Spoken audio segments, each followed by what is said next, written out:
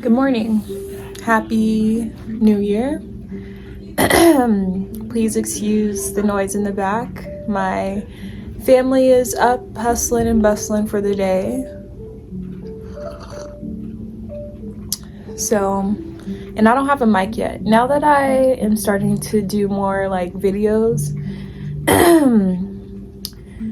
I'm starting to realize that I should probably up my equipment and like get a mic and everything so that when I do want to record, like I don't have to wait for a quiet moment, because I've really been trying to release perfectionism when it comes to my creations and my art. Excuse me. And just sharing my art. But yeah, y'all like the hair. I'm feeling like Doechii in this bit.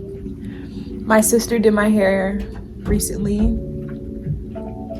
Not right now. Making a video.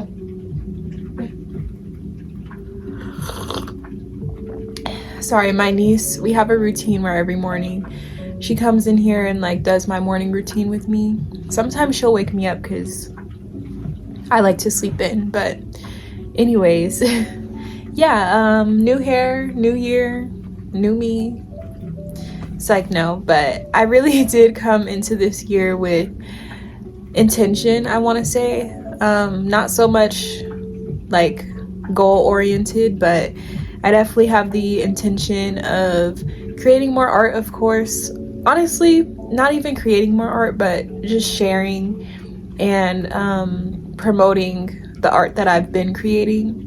So I really want to dive deeper into my meditations on chakras series. I posted a video recently on my Instagram and TikTok. Hopefully TikTok is still here with us in the near future. But yeah, I posted a video of my sacral chakra painting and some affirmations to go along with that. So I think I like doing that. It seemed to be pretty well received and I be needing it. So I'm sure others need it as well.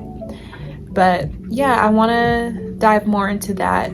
This painting behind me, I started, and I think it's going to be finally the throat chakra visual for that series, which I've been having a lot of trouble coming up with the visual for, mainly because my throat chakra has been blocked. But I've been really working with her a lot recently. She's been one of the more neglected energy centers, I would say, because I don't know, it just always felt I didn't feel a lot of pull there. But since learning about how throat chakra really contributes to how we express ourselves, how we speak our truths, and how we speak our emotions and express ourselves, our true selves, and be authentic. And so those were some of my goals for 2025, was to really lean into authenticity and to remove the masks that I have, which is a whole other conversation, because I think I'm going to talk to my therapist about being evaluated for autism. I truly believe that I might be on the spectrum just due to my experience here on this earth, and yeah, just the feeling of always feeling just feeling like you're not normal in a way, which a lot of people do experience, which doesn't mean that you're necessarily on the spectrum. But after listening to multiple people's stories about being late diagnosed, especially Black women, and looking at myself, like watching my videos back and just really looking at how I interact with the world, and yeah, I just really feel like that aligns a lot with my experience. And so every time I express it to people, there's a lot of hesitancy there, and yeah, it's just never received well, but I feel like getting a diagnosis would really help me to understand myself a bit more and to really give myself what I need, because I have very specific needs. I'm a very sensitive person, and yeah, it's been hard before I was able to give myself what I need, before I was able to check in with myself and have those conversations with myself, like, okay, I know this is how you are. What do you need in this moment? What can I do for you? Because no one else would ask me that. No one else was there to give me that. So we must give ourselves what we need, and we can't depend on others to do that for us. But yeah, I don't want to get too deep on that because I don't have an official diagnosis, but I do want to go down that venture. I just finished a really good book, and I'm about to finish another. It's the Baddies Who Book Club book, Between Friends and Lovers by Shirlene Obuobi. This is what is holding my phone up right now, so I'm able to like look right at it. But it was so good. It really gave me hope and love. And yeah, it just felt good to read a book where a Black woman is the main character and she is loved and held and taken care of by the people around her. And yeah, she's just, it's good to see Black women be given what they are needing and being loved in the way that we should. And so I really love that book. I'm also reading Legends and Lattes as like just a breather in between a book like that, because they touched on some heavy topics in Between Friends and Lovers. And I was reading Legends and Lattes before that book, and I took a pause because I got so invested in the book club book. But now that I finished it, I'm nearing the end of Legends and Lattes, and it's such a cozy read. It's something that I read before I go to bed or in the mornings. And yeah, I've really been enjoying just the coffee scenery with a little bit of fantasy. There's orcs and succubi and elves and gnomes, and there's just so many magical creatures living just regular lives. And so it really reminds me of the game Coffee Talk on Nintendo, or I think it's also on Steam. It might be on all of the consoles, but yeah, Coffee Talk, it's like a game about a midnight coffee shop, and all these fantasy magical creatures come in and just tell their stories. And so it was very, very reminiscent of Coffee Talk, if you guys know the game. But yeah, I also read a book recently that I took notes on that I wanted to share a few excerpts. It's called A Psalm for the Wild Built, and pretty much it's a book. They titled it, or like there was a preface before beginning the book, like this is a book for people who just need a break. And it was definitely one of those, like a breath of fresh air. And so pretty much it's about this person, and it's a non-binary person, which I absolutely love. I've never read a book with a main character who is non-binary. The gender pronouns are not mentioned throughout the book, which I didn't even think was possible in writing. But it was such an interesting writing style, the way the author was able to just use they, them pronouns for the main character. And all the other characters in the book were very respectful of that and the pronouns. And it was just like, it was nice to see a society where being non-binary was normal, and it wasn't something that people made a whole big deal out of like our society today. But anyways, it's a book about a society, kind of, I wouldn't say dystopian, I would say utopian if anything, where it's post AI revolution, and the robots that these humans built to help them in factories saw the damage that they were causing, saw the ways that they were taking humans' jobs and the ways in which humans weren't able to take care of themselves and the effects it was having on the planet. And so, since they were conscious, sentient beings in a way, they took the initiative to leave human societies and live in the wilderness and have no contact with humans so that we may live in harmony with nature again, as well as them. And so this tea monk goes on a venture to pretty much see what's out there and leave the society that they've known, and they were seeking more. And I really resonated with that journey of seeking more. The main character's name is Dex, and so yeah, there was a part in the book where Dex took the initiative to start this journey and just had this knowing that some good would come out of it and that they had this urge for a reason.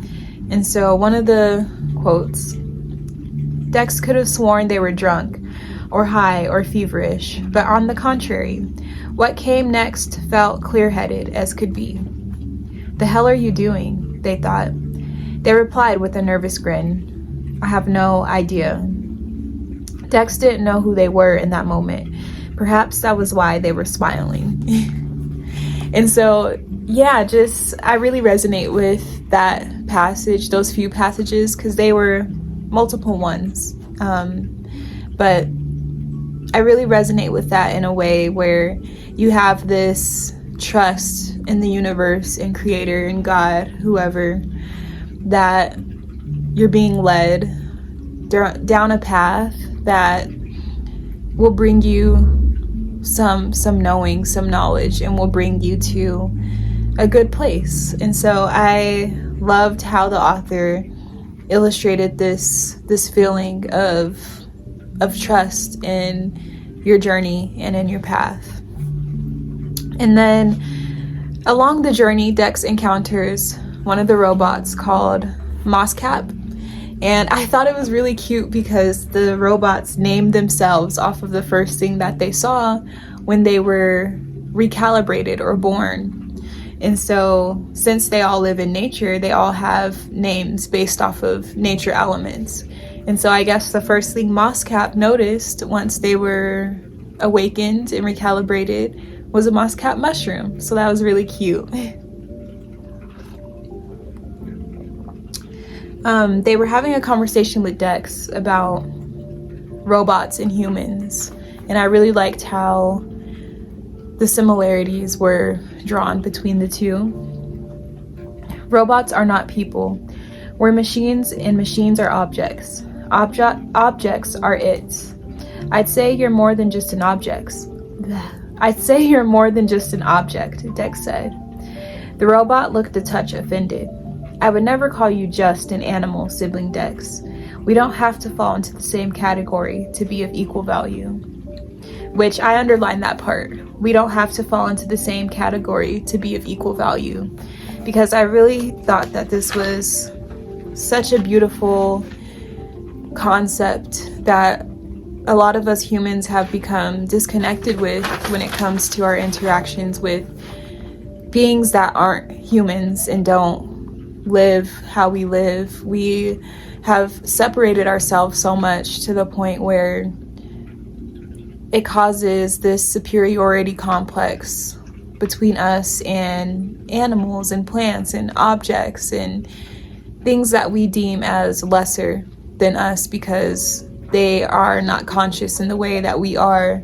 They aren't sentient in the way that we are. And with plants and animals, that can be debated. But with inanimate objects especially, we don't really value objects or things that don't fall in our same category, as Moscap was saying. And so yeah, I thought that was interesting. Machines only work because of numbers and logic. That's how we function, not how we perceive. Many small creatures have wonderful intelligences, very different from yours or mine, of course, but just wonderful. If you watch a nest of ants, you'll see them react to all sorts of stimuli. Food, threats, obstacles. They make choices, decisions. Your brain, the human brain, started out as food good, other apes bad mechanism. You still have those root functions, but you are so much more than that. To distill you down to what you grew out of would be like, it's hard to study something. Oh, actually, let's stop there. So those few passages go along with the concept of not looking at things that are not human as inferior. And so, yeah, Dex was kind of confused as to how, Dex was kind of confused as to how Moscap could see themselves as equal as a human, pretty much. And so they tried to use the logic of like, well, robots are made of logic and numbers, but Moscap illustrated for them that just because that is our function, it's not how we perceive. And they made a good point. Like, our brains, our human brains, are made to function as, you know, survival mechanisms. Food good, this bad. But we've evolved so much outside of that, and we are so much more than just our functions. And so, yeah, I thought that was really beautiful.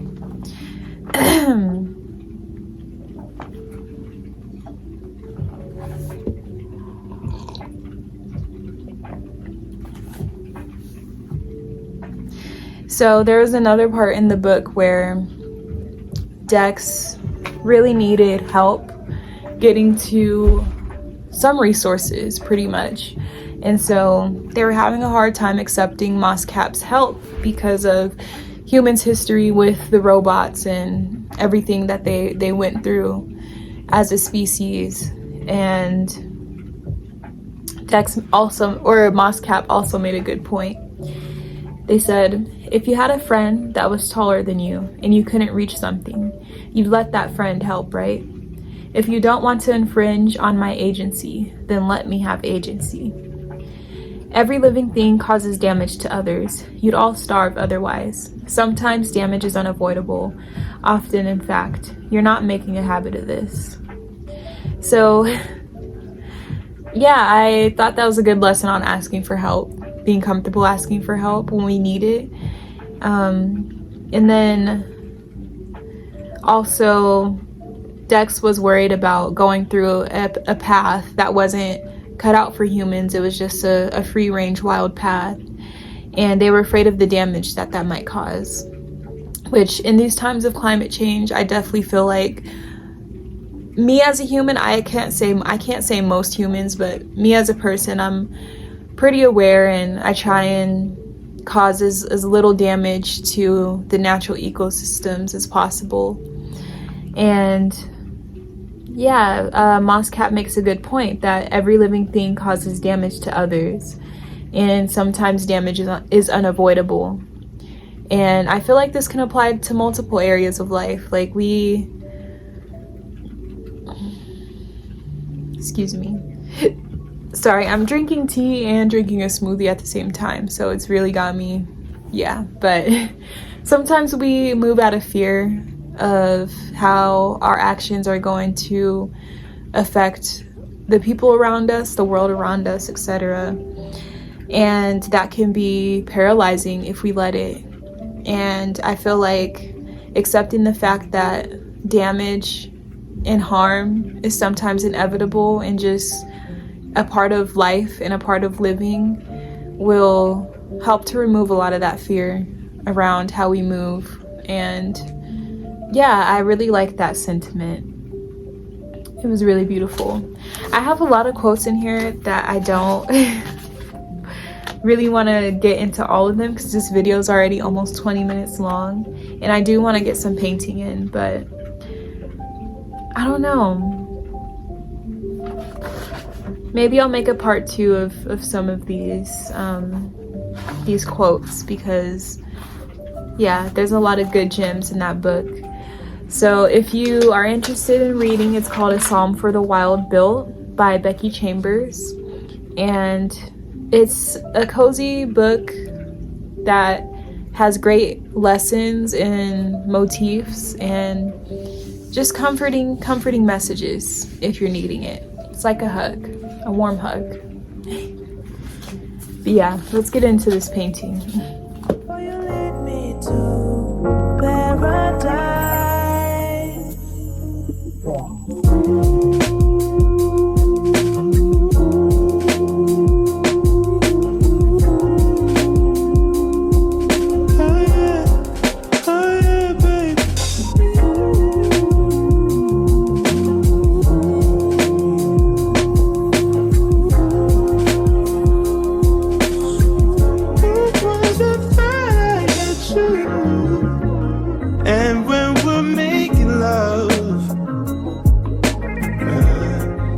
Your cries that can be heard from far and wide.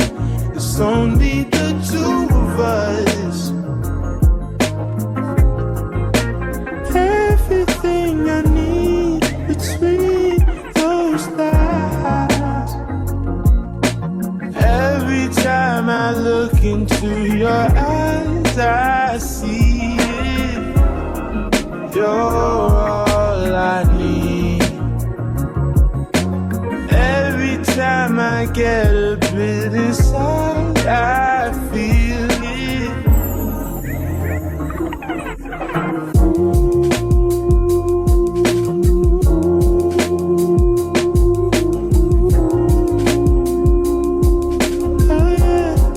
Oh yeah, baby.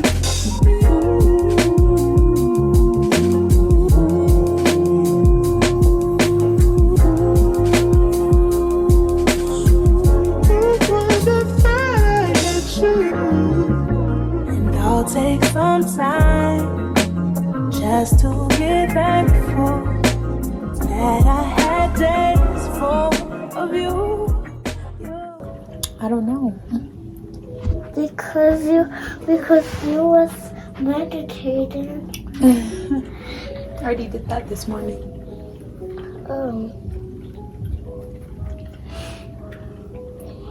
You like painting? Why did you sound like finishing your painting? Because I really want to finish it.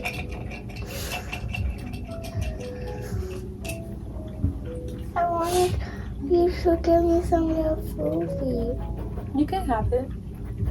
It's really good. What do it taste like? Strawberry. Okay. I'll say that when you are done painting. You can drink it right now. While I drink my tea. I'm just going to look at it. Okay.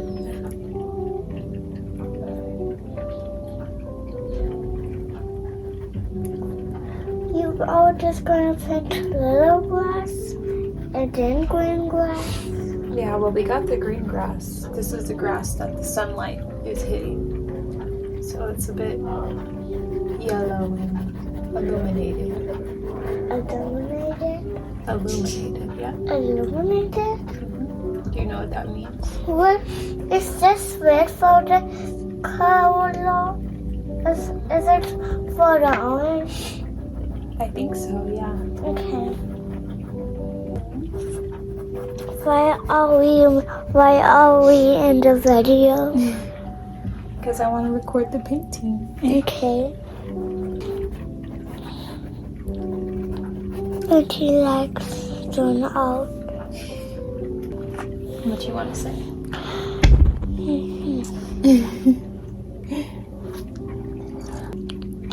He likes zone out because I like zone out too. Mm-hmm. But I don't like paint. You don't like paint? No, because you keep saying I can't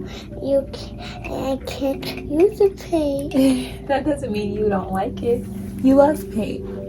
We can use paint together later, okay? Mm-hmm. Me and you. Mm-hmm. I Actually, it was like it looks like it's afternoon now.